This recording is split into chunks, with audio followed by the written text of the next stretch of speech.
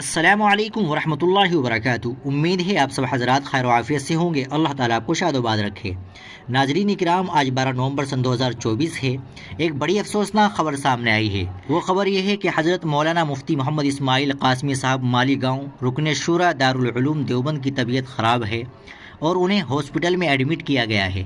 اللہ تعالیٰ اپنے فضل و کرم سے انہیں صحت و شفا عطا فرمائے، ان کی علالت کو دور کر دے اور ہر تکلیف سے نجات عطا فرمائے، آمین یا رب العالمین۔ مریض کے لیے دعائے صحت کرنا حضور اکرم صلی اللہ علیہ وسلم کا مبارک طریقہ ہے اور ایک مسلمان کا دوسرے مسلمان پر حق ہے۔ اس لیے تمام امت مسلمہ سے، خاص طور سے علماء سے درخواست ہے کہ مفتی صاحب محترم کے لیے دعائے صحت و شفا کا اہتمام فرمائے، اللہ تعالیٰ آپ کو اس کا اجر عطا فرمائے گا۔